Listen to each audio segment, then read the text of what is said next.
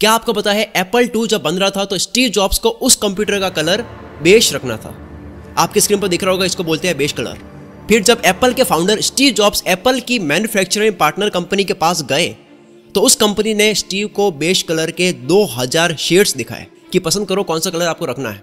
लेकिन Steve jobs को उन सभी शेड्स में एक भी पसंद नहीं आया और आखिर में वे खुद उस कलर का शेड कहीं से लेकर आए, तब जाकर एप्पल 2 का कलर डिसाइड हुआ। इस बात से आप अंदाजा लगा सकते हो कि वो इंसान एक कलर के शेड में इतनी परफेक्शन दे सकता है, इतनी आत्मा डाल सकता है अपने काम में, तो वो अपने प्रोडक्ट की परफॉर्मेंस पर कितना काम करता होगा, कितना काम किया होगा, किस हद तक अपनी जान डाली होगी। स्टीव जॉब्स की बायोग्राफी लिखने वाले वॉल्टर आइजैक्सन ने स्टीव जॉब्स के बारे में बताया कि स्टीव जब इन छोटी छोटी बातों का ध्यान रखते थे तब स्टीव को खुद को पता होता था कि इस प्रोडक्ट को यूज करने वाले लोग इतना ध्यान नहीं देंगे, वो इतना खोलकर नहीं देखेंगे, अंदर भी और बाहर भी जो कलर होता है इतना ध्यान नहीं देंगे वो। लेकिन फिर भी वो छोटी छोटी चीजों में परफेक्शन के साथ में काम करते थे, जबकि उनको पता था कि ये मैटर नहीं करता है, लेकिन वो अपने सेटिस्फेक्शन के लिए कर रहे थे।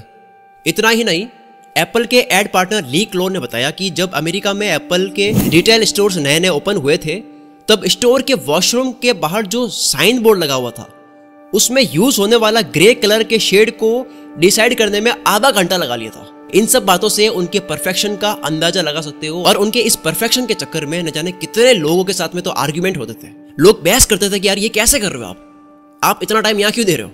वो जो बहस करता था उसका आखिरी दिन होता था उस कंपनी में। स्टीव जॉब्स एक वैसे थे जो कहते थे कि ये इसी तरह से होना चाहिए, ये ऐसा ही बनना चाहिए, ये परफेक्ट तरीके से ही बनना चाहिए। कोई भी इंसान आर्गुमेंट करता उसमें कि यार ये पॉसिबल नहीं है तो उसका आखिरी दिन होता।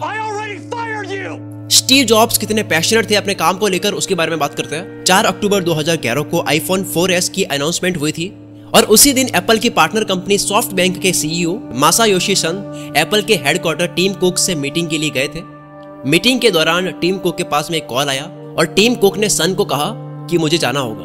और जब सन ने टीम कुक से पूछा कि मीटिंग को बीच में छोड़कर कहां जा रहे हो आप, ऐसा आपका क्या काम पड़ गया, तो टीम कुक ने कहा कि मेरे बॉस जो स्टीव जॉब्स है, मेरे बॉस मुझे एप्पल के नेक्स्ट प्रोडक्ट को लेकर कुछ डिस्कस करना चाहते हैं, मैं उनके पास जा रहा हूं। और उसके अगले ही दिन 5 अक्टूबर को स्टीव जॉब्स की डेथ हो गई। इस बात से आप अंदाजा लगा सकते हो कि वो अपने काम को लेकर कितने पैशनेट थे कि मौत से एक दिन पहले तक वो काम कर रहे थे, जबकि उनको कैंसर था और उनको पता था कि उनकी डेथ बहुत जल्दी होने वाली है।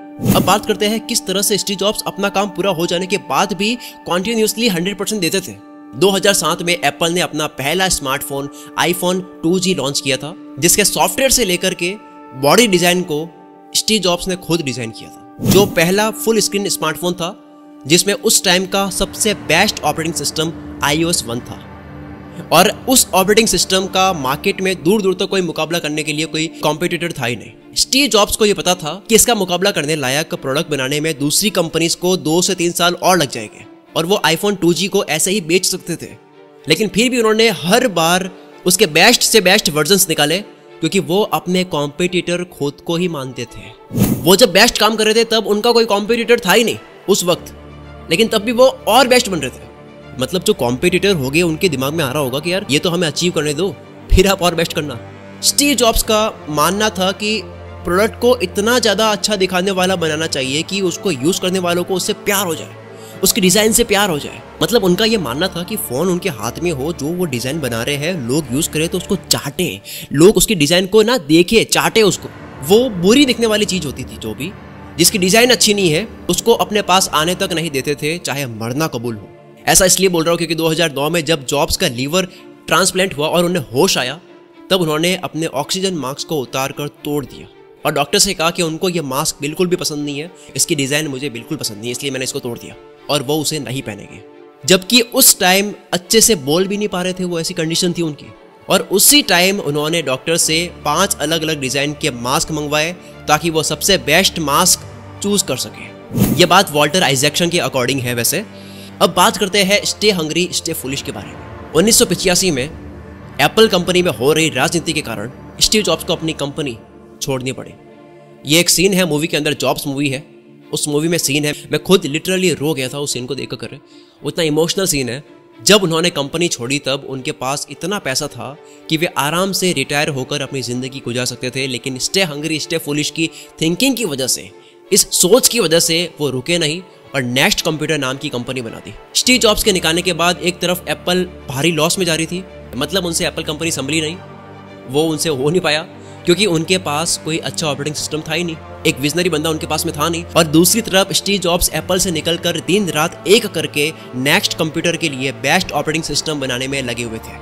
और कुछ साल बाद एप्पल कंपनी ने स्टीव जॉब्स को नेक्स्ट को खरीदने का ऑफर किया और फाइनली 1996 में स्टीव जॉब्स नेक्स्ट कंपनी के साथ साथ एप्पल में वापस चले गए और दुनिया को एक के बाद एक प्रोडक्ट्स दिए। अब बात करते हैं इनोवेशन की। स्टीव जॉब्स का मानना था कि अगर आप नए नए इनोवेशंस के थ्रू लोगों की ज़रूरतें पूरी कर सकते हो, आप आविष्कार कर रहे हो और लोगों की ज़रूरतें भी पूरी हो रही है, तो उनसे आप लोगों से पैसा निकलवा सकते हो, ज़रूरतें पूरी करके आप चाहो उतना कमा सकते हो। जब एप्पल स्टार्ट हुई तब पर्सनल कंप्यूटर खरीदना हर किसी के बस की बात नहीं थी, लेकिन एप्पल कंप्यूटर आने के बाद ही पीसी का ट्रेंड शुरू हो गया, यानी कि पर्सनल कंप्यूटर का ट्रेंड शुरू हो गया, हर कोई कंप्यूटर खरीदने लग गया। जॉब्स ने पीसी को इतने इनोवेटिव तरीके से डेवलप किया, इतना सस्ता बनाया कि हर कोई उसे खरीद सके और इतना आसान था वो, जिस तरह से ग्राफिक्स थे, जिस तरह से आइकन्स थे, फॉन्ट्स थी, इतना आसान था कि हर कोई चला सके। तो ये जो आसानी हुई है, ये जो हर कोई कंप्यूटर चला पा रहा है, उसमें स्टीव जॉब्स का भी हाथ है। जब लोग अपने साथ एक बड़ा सा वॉकमैन लेकर घूमते थे जिसमें मुश्किल से 10 सॉन्ग्स ही आते थे, उसी दौर में जॉब्स ने आईपॉड लॉन्च किया, जो दिखने में एक तो वॉकमैन से 5 गुना छोटा था और उसमें 1000 गाने तक आ जाते थे। मतलब वो लोगों के लिए एक मैजिक था। जब मार्केट में सीडी या डीवीडी का दौर चल रहा था, तब स्टीव जॉब्स ने आईट्यून्स लॉन्च किया और बड़े बड़े सिंगर्स के साथ में टाइप कर लिया ताकि लोग घर बैठे सॉन्ग्स को खरीद के डाउनलोड करके सुन सके। और आईफोन स्मार्टफोन के बारे में बात कर ही चुका हूं मैं। स्टीव जॉब्स की नेक्स्ट टू इम्पॉसिबल को करने की सोच ने ही उन्हें सबसे महान एंटरप्रेन्योर बनाया है।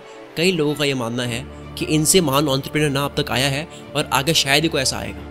जॉब्स ने कभी भी अपने प्रोडक्ट की मार्केटिंग पर ध्यान नहीं दिया क्योंकि उनका सारा ध्यान अपने प्रोडक्ट को बेस्ट लेवल पर बनाने का होता था। शायद वे लोगों के इमोशंस और दिल को जीतने को ही मार्केटिंग मानते थे। जिस तरह से स्टीव जॉब्स के बारे में आपने पढ़ा, आपको अच्छा लगा, आपको इंस्पिरेशन मिली, आप मुझसे एलोन मस्क के बारे में सुनते हो, मार्क ज़करबर्ग के बारे में सुनते हो, विंसी, अल्बर्ट आइंस्टाइन के बारे में सुनते हो, तो आपको इंस्पिरेशन मिलती है, आपको करेज मिलता है, आपको भी लगता है कि मुझे भी जिंदगी में कुछ बड़ा करना है। तो ऐसे ही अगर आपको 55 और महान लोगों के बारे में पढ़ना है तो एक बुक है जो मैं आपको रिकमेंड करना चाहता हूँ, जिसका नाम है 55 जिद्दी महान लोग और उनका हद पार पागलपन। इस ई बुक की सबसे बेस्ट चीज़ ये है कि आप इसको कहीं से भी पढ़ना शुरू कर सकते हो। जब भी आप फ्री हो, ट्रैवल कर रहे हो, वेट कर रहे हो, तब अपने फ़ोन को निकाल के इस बुक को पढ़ना शुरू कर सकते हो। इस बुक का PDF फॉर्मेट आप अभी अपने फ़ोन में 1 मिनट में डाउनलोड कर सकते हो, सिर्फ 29 रुपीज़ में। ये प्राइस इससे 10 गुना ज़्यादा प्राइस में तो हम अपना मोबाइल का रिचार्ज करवाते हैं। इस ई बुक का डाउनलोड लिंक आपको इस वीडियो के डिस्क्रिप्शन में मिल जाएगा। अभी इस लिंक पे क्लिक करके इस बुक का एक्सेस लो और जब भी आप फ्री बैठो तो फ्री मत बैठो यार, ये बुक पढ़ो, अपने नॉलेज को गेन करो, लोगों से हिम्मत लो, करेज लो, कैसे उन्होंने करा वो जानो और आप भी वो करो यार। स्टीव जॉब्स हमारे बीच नहीं रहे, लेकिन आज जो मैं रिकॉर्डिंग कर रहा हूँ वो मैं एप्पल के गैजेट्स में कर रहा हूँ। स्टीव जॉब्स चले गए लेकिन वो हमारे दिलों में आज भी जिंदा है। स्टीव जॉब्स के बनाए हुए प्रोडक्ट से पूरी दुनिया में न जाने कितने लोगों की लाइफ आसान हुई है। मिलते हैं हम अगली वीडियो में। Wish you all the very best. मैं शकील कुल मित्रा से आपके सपनों को सपोर्ट करता हूँ।